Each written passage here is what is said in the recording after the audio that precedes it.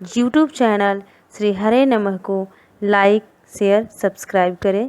धन्यवाद। झरा भंडारा, हाँ, घर में चूल्हा जलाने की जरूरत नहीं है। चलिए, वहां भर भर पेट भोजन भी मिलता है जो जाते हैं सबको। और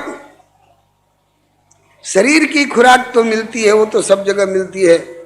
वो तो शरीर की खुराक तो सुअर कुकुर को गोथर में भी मिलती है। तो हम भी घर बैठे शरीर की खुराक खाते रहें और समय दिन काटते रहें, ये तो सब कर लेंगे। लेकिन ये आत्मा की खुराक कथा में मिलती है, ये मौका बार बार नहीं आता है। इसलिए तो वे बेचारे जो अकड़ में बैठे हैं कि हम तो बिना बुलाए नहीं जाते हैं, हमारे यहाँ न्योता नहीं आया है, तो नारद बाबा कहते हैं ये भृगु भैया तू चल जा और सबके कहिए जे नारद जी ऐतन तोरा किए न्योता देवे, लेकिन अक्सर हुआ पड़ गई बड़ा, अक्सरुआ पड़ गई बाणन। ऐसे अकेले पड़ गए हैं नारद जी। अब कथा में बैठे कि न्योता देते फिरे, तो नारद जी को पता चला कि आप तब जाइएगा जब न्योता आएगा। तो चलिए, हम न्योता लेके आए हैं, हम नारद की तरफ से, नारद के प्रतिनिधि बन करके आए हैं। आप चलिए, हम गढ़ के नहीं कह रहे हैं, मूल श्लोक है गुरुत्वात्। गुरुत्वात् मने अपने गौरव में पढ़ करके, हम ऐसे नहीं जाते हैं बिना कार्ड के, बिना न्योता के। तो गुरुत्वात् तत्र न आयातान, जो नहीं आए, बोले भृगु संबोध्य चानयत, चल चल, जो अकड़ के बैठल रह तो काम मिल जाई। चलिए सुनिए, सनकादिक जैसे प्रवक्ता सब जगह नहीं मिलते हैं, नारद जैसे मुख्य श्रोता सब जगह नहीं मिलते हैं, हरिद्वार और गंगा तट जैसा स्थान सब जगह नहीं मिलता है। भक्ति ज्ञान वैराग्य के तुष्टि पुष्टि प्रतिष्ठा और एतत् क्रिया द्वारा जन कल्याण की भावना सब जगह नहीं मिलती है। हाँ, चलिए, हम आए हैं न्योता लेकर के। अच्छा, आप आगे न्योता लेकर, चलिए, हम तो इसीलिए बैठे थे कि कोई आवे और जरा मुंह छुए, कहे रोए के मन रहे आँखिए खोदा गई, ये रोगिया के भावे से बैदा बतावे। हम चाह तो रहे थे कि चले, लेकिन ऐसे जाते तो हमारे प्रतिष्ठा में बट्टा लगता। अब आप आ गए तो चलिए। हमसे कोई पूछेगा क्यों साहब, आप तो कहते थे कि बिना बुलाए हम कहीं नहीं जाते हैं, तो आज हम कहेंगे कि तो हम बिना बुलाए गए हैं थोड़े, भृगु जी आए थे हमको बुलाने के लिए। ऐसे ऐसे लोग भी होते हैं। तो चलो भाई, आप लोगों की निगाह में ऐसे कोई हो तो जरा खबर कर दीजिएगा आप लोग। बोलो भक्तवत्सल भगवान की श्री हरे नमः। ऐसे सुना है कि अखबार वाले प्रचार कर रहे हैं कि कथा भी हो रही है और ऑपरेशन भी हो रहा है। इसलिए बहुत लोग कहते हैं कि हम तो अखबार में पढ़ के अले हैं, बहुत बढ़िया कैले। श्री हरे नमः। अब गुरुत्वात् तत्र न आयातान भृगु संबोध्य चानयत, भृगु जी उनको बुलावा देकर के ले आए। और इसके बाद आगे वाली चर्चा जो है वो कल, आज अगर आगे बढ़ाएंगे कथा। रघुवर लाला की सवरिया नैन विशाला की, कमल कर धनुष बाण धारे, कमल कर धनुष बाण धारे, सलोने नैना रत्नारे, सलोने नैना रत्नारे, निरखी छवि कोटि काम हारे, निरखी छवि कोटि काम हारे, अलग की कलन, अलग की चलन, पलक की चलन, अलग की जलन, पीत पट हलन, पीत पट हलन, लटक सुंदर वनमाला की सवरिया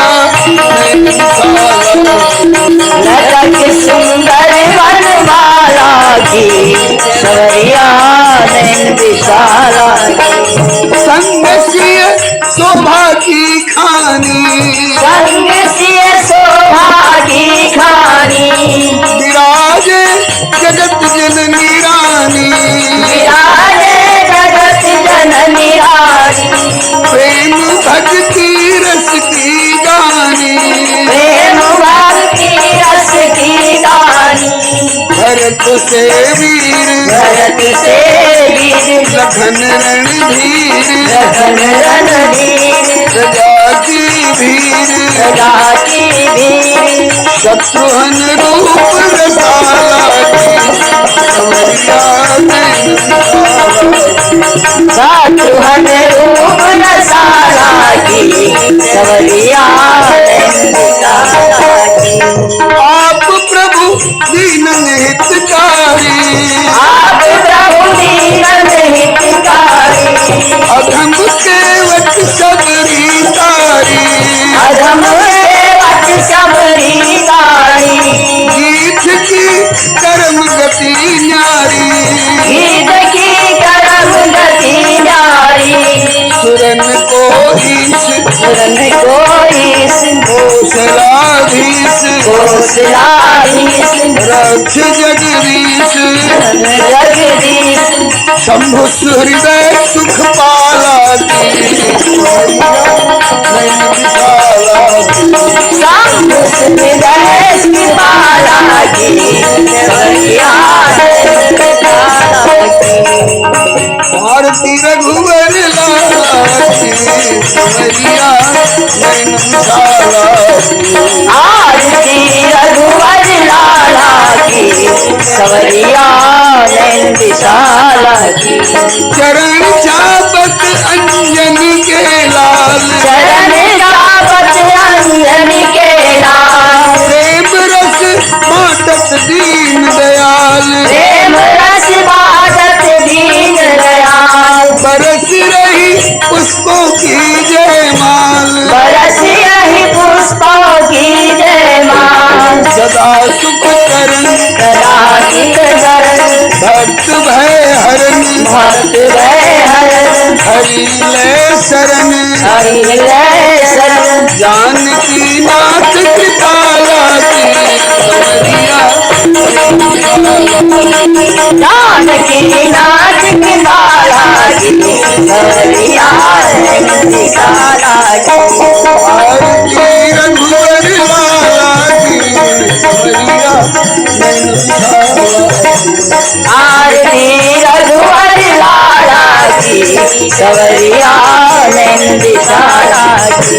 जय सीताराम सीताराम सीताराम जय सीताराम सीताराम सीताराम, जय सीताराम। जय राधे श्याम राधे श्याम राधे श्याम जय राधे, जय राधे श्याम राधे श्याम, राधे श्याम जय राधे श्याम। श्री सीताराम नाम महाराज की जय। वैराग्य को तुष्टि पुष्टि प्रदान करते हुए यूट्यूब चैनल श्री हरे नमः को लाइक शेयर सब्सक्राइब करें। धन्यवाद। घर में जन जन में इनकी प्रतिष्ठा करा करके इनके द्वारा जीवों का कल्याण करने के लिए चिंतित रहे। श्री सनकादिक जी ने इनको बताया कि आकाशवाणी से जो आज्ञा हुई है इसके लिए एक बहुत बड़ा सत्कर्म करना पड़ेगा। वह सत्कर्म श्रीमद् भागवत की कथा है। आयोजन करें। आयोजन हुआ। कथा प्रारंभ करेंगे, उसके पहले थोड़ा कीर्तन। श्री राम जय जय राम। श्री राम जय जय राम। श्री राम जय जय राम। श्री राम जय जय राम। श्री राम जय जय राम। श्री राम जय राम जय जय राम। श्री राम जय राम जय जय राम।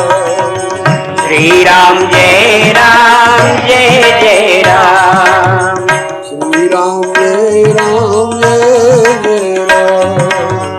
श्री राम जय राम जय जय राम। श्री राम कृष्ण भगवान की की जय।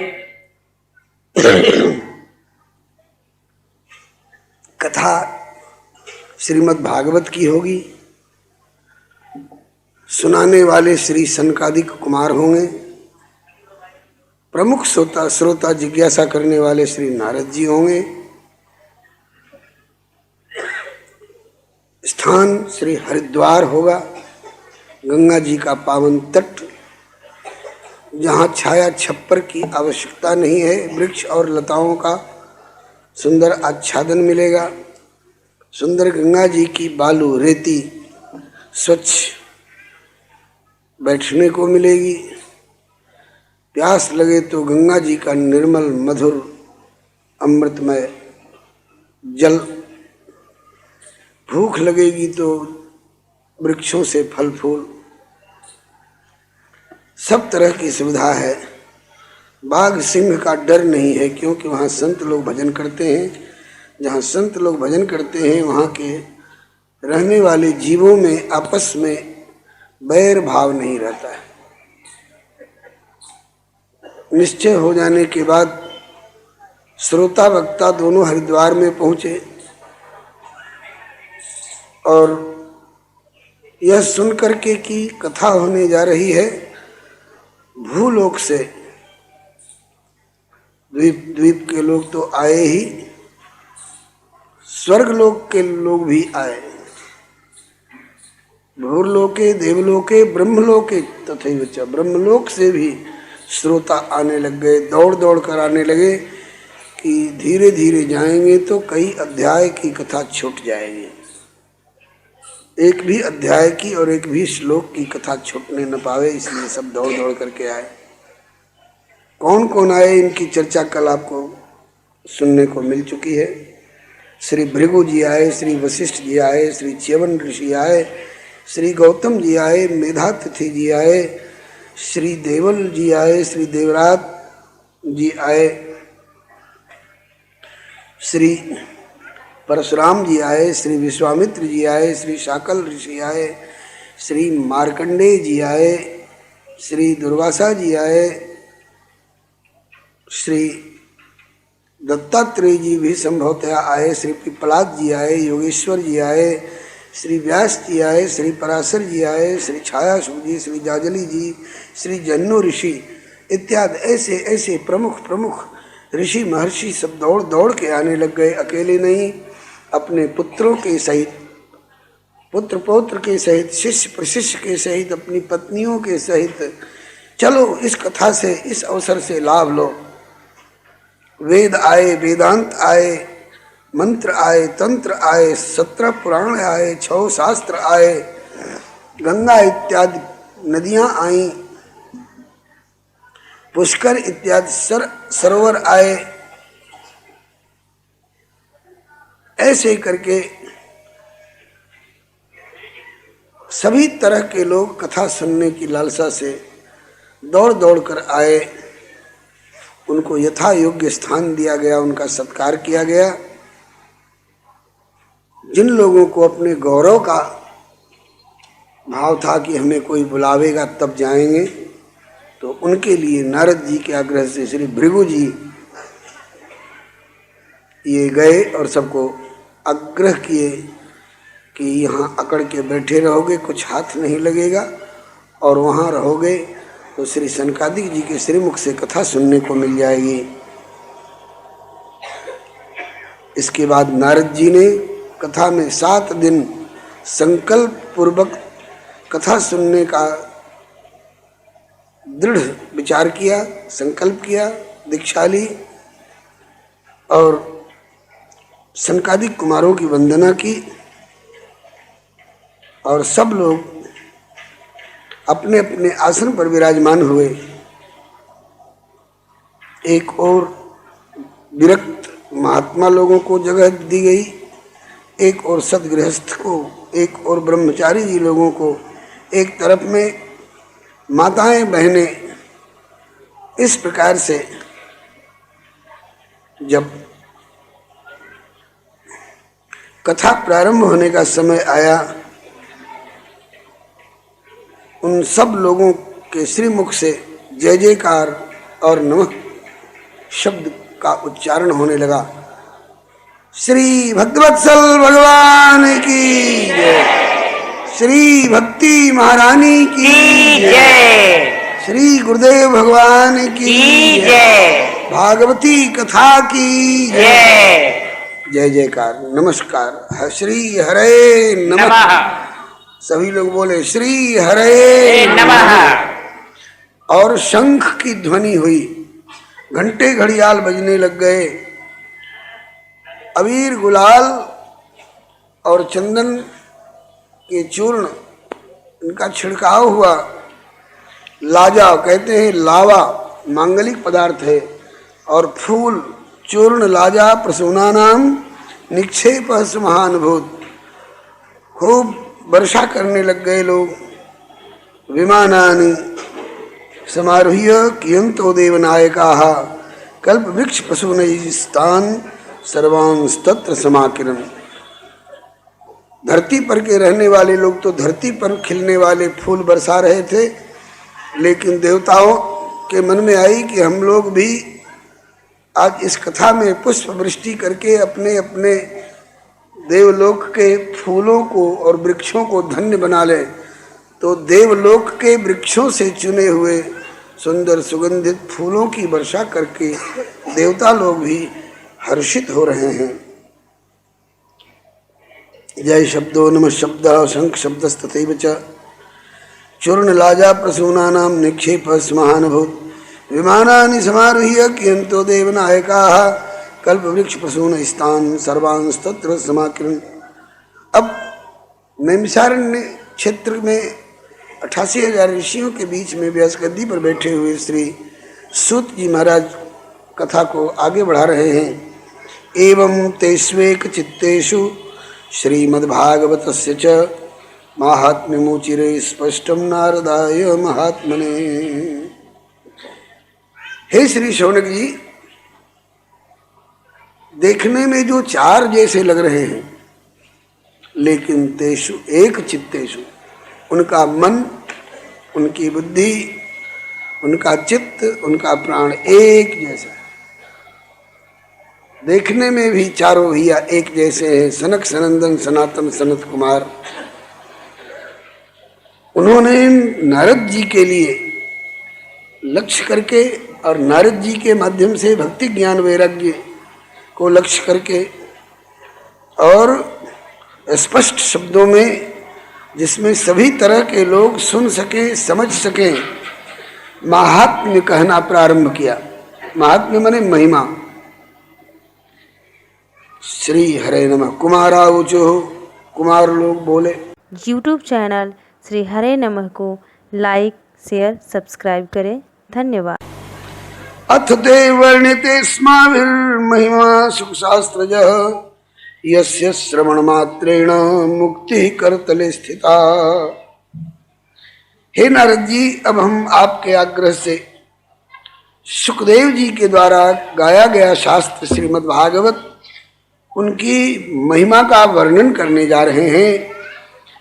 ये श्रीमद् भागवत की कथा यस्य श्रवण मात्रेण, जिनके सुनने मात्र से ही, अगर सुन करके गुण करके ऐसी क्रिया बन जाए, आचरण बन जाए, फिर तो कहना ही क्या है। नहीं तो केवल सुनने से भी श्री रामचरित्रदास जी बार बार कथा की महिमा बताते हैं। श्रवण मंगलम, श्रवण मात्र से मंगल करने वाली ये कथाएं होती हैं। तो यस्य श्रवण मात्रेण मुक्ति करतले स्थिता, मुक्ति तो मुट्ठी में आ जाती है। आप स्वयं मुक्ति प्राप्त करें, औरों को मुक्ति बांटें। सदाशिव्या सदाशिव्या श्रीमद् भागवती कथा यस्याः श्रवण मात्रेण हरिश्चित्तम समाश्रयेत। पहले श्लोक में कहा कि श्रीमद् भागवत की कथा सुनने से मुक्ति मुट्ठी में आ जाती है, थैली में आ जाती है। तो कोई ये न समझ ले कि श्रीमद् भागवत का असली लक्ष्य मुक्ति है। नहीं नहीं, मुक्ति से भी ऊपर अगले श्लोक में कहते हैं कि जो सदा सदा सेवन करते हैं श्रीमद् भागवती कथा का, उनके लिए हरिश्चित्तम समाश्रयेत। हरि माने भगवान आकर के हृदय में समाश्रित हो जाते हैं, डेरा डाल लेते हैं, सगुण साकार रूप में विराजने लग जाते हैं। वैसे निर्गुण निराकार रूप में तो सबके हृदय में रहते हैं। चिंटा चिंटी, गिरगिट और बिचकुतिया के, सूकर कुकर कीट पतंग, सबके हृदय में भगवान अंतर्यामी रूप से निर्गुण निराकार निष्क्रिय रूप में रहते हैं। लेकिन भगवान की और भक्तों की कथा सुनते सुनते भगवान हृदय में निर्गुण निराकार से सगुण साकार हो जाते हैं और सक्रिय हो जाते हैं। ये निर्गुण निराकार और सगुण साकार, निर्गुण निराकार निष्क्रिय और सगुण साकार सक्रिय, दोनों में फर्क बता दूं। निर्गुण कहते हैं जिसमें कोई गुण नहीं हो। गुण माने प्रकृति के जो 3 गुण होते हैं, सत्वगुण, रजोगुण, तमोगुण, इनसे ऊपर भगवान है, इसलिए निर्गुण है। और उनमें भगवत्ता के बहुत सारे गुण हैं। सौंदर्य है, माधुर्य है, ऐश्वर्य है, ज्ञान है, वैराग्य है, करुणा है, ये सब दिव्य भगवत्ता के गुण हैं। इसलिए उनको सगुण कहा जाता है, गुणों से संयुक्त। निराकार आंखों से ओझल, दिखाई नहीं पड़ रहे हैं, और साकार आकार से युक्त होकर सामने दिखाई पड़ने लग जाए। सूर्य नारायण रात के समय में हम लोगों के लिए नहीं दिखाई पड़ते हैं तो निराकार समझ लो, और दिन में दिखाई पड़ने लग गए तो साकार समझ लो। लेकिन रात में नहीं दिखाई पड़ते हैं इसलिए सूर्य नारायण का आकार खत्म हो गया, ऐसा जो समझता है वो मूर्खता करता है। अरे यहाँ नहीं दिखाई पड़ रहे हैं, अमेरिका में दिखाई पड़ रहे होंगे जिस समय यहाँ रात रहती है, तो आकार तो रहता है लेकिन थोड़ी दूरी बढ़ जाती है, आंखों से ओझल हो जाते हैं। तो साकार और निराकार का इतना ही तात्पर्य है, आकार रहता है उनका लेकिन दूरी हमारे उनके बीच में बढ़ जाती है, हम उनको देख नहीं पाते। और जब नजदीक हो जाते हैं दिखाई पड़ने लग जाते हैं। अब जो निर्गुण निराकार है वो निष्क्रिय जैसा, निष्क्रिय माने कुछ करता नहीं है हमारे लिए, और सगुण साकार सक्रिय होकर कुछ करने लग जाता है। उदाहरण के लिए आप घर से ये कह के गए थे कि शाम होने से पहले हम घर लौट आएंगे, लेकिन गए तो ऐसी कोई उलझन आ गई कि आप लौट नहीं सके और रुक जाना पड़ा। कहाँ रुक जाना पड़ा? जहाँ कोई घर मकान भी नहीं था, जहाँ कोई लोग लुगाई भी नहीं थे, जहाँ कोई छाया छप्पर नहीं था, जंगल का मुकाम था, जाड़े का मौसम था और रात हो गई। बताइए डर लगेगा कि नहीं? एक तो ठंडी लगेगी, दूसरे अंधेरे से कुछ दिखाई नहीं पड़ेगा, और तीसरे बाघ गरजता हुआ आ रहा है तो उसका गर्जन सुन के भयभीत होना पड़ता है। अगर ये तीनों संकट से बचना चाहते हो, अंधकार से, जाड़े से और जंगली जानवरों के आतंक से, तो आपको क्या करना चाहिए? उस जंगल में आग जला लीजिए, केवल आग जला लीजिए। तो जब तक आग जलती रहेगी तब तक अजोर प्रकाश भी रहेगा, अंधेरा भी दूर रहेगा, और जब तक आग जलती रहेगी तब तक तापते रहिएगा, ठंड भी नहीं सताएगी।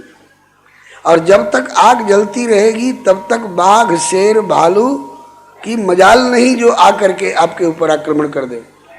वो लोग आग की लुकाठी से बहुत डरते।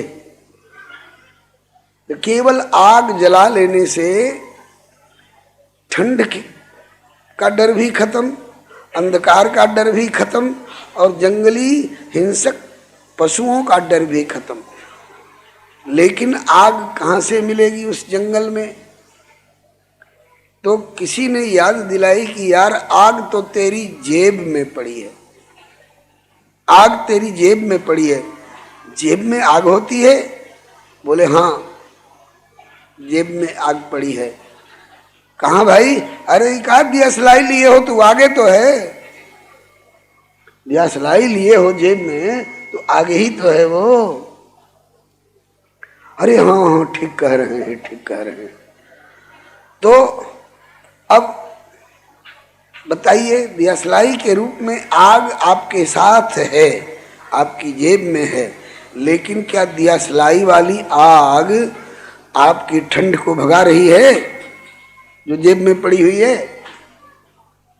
और दियासलाई वाली आग जो आपकी जेब में पड़ी है वो आपका अंधकार दूर कर रही है? नहीं कर रही है। और क्या दियासलाई वाली आग जो आपकी जेब में पड़ी है उसका अनुभव करके सूंघ करके बाघ शेर भाग जाएंगे? नहीं भागेंगे। लेकिन ऐसा क्यों? बोले इसलिए कि अभी दियासलाई के रूप में आपकी जेब में पड़ी हुई जो आग है वो निर्गुण है, निराकार है और निष्क्रिय। बात समझ में आ रही होगी? वो निर्गुण है, निराकार है, अभी प्रकट नहीं हुई है, उसका आकार अभी व्यक्त नहीं हुआ है। लेकिन वही दियासलाई के रूप में जेब में पड़ी हुई निर्गुण निराकार निष्क्रिय आग सगुण हो जाएगी, साकार हो जाएगी और सक्रिय हो जाएगी, आपका सब काम करने लगेगी। लेकिन जरूरत है इस बात की कि आप उस दियासलाई को, किसका बच्चा है भाई जरा समझाओ, कि आग सक्रिय हो जाएगी कब? आप अपनी जेब में हाथ लगाइए, हाथ में उस दियासलाई को पकड़ लीजिए और बाहर निकाल लीजिए और उसमें से एक काठी निकाल लीजिए तिल्ली, और दियासलाई की पीठ वाले मसाले पर उस काठी वाले मसाले को एक दो बार खांचा लगा दीजिए, बस फट आग पकड़ लेगी, आग प्रकट हो जाएगी। अब उस प्रकट आग को बरकरार रखने के लिए आप थोड़ा पत्ता, थोड़ा कंडा, थोड़ी लकड़ी वहाँ संग्रह रखिए, डालते जाइए और देखिए फिर। YouTube चैनल श्री हरे नमः को लाइक, शेयर, सब्सक्राइब करें। धन्यवाद।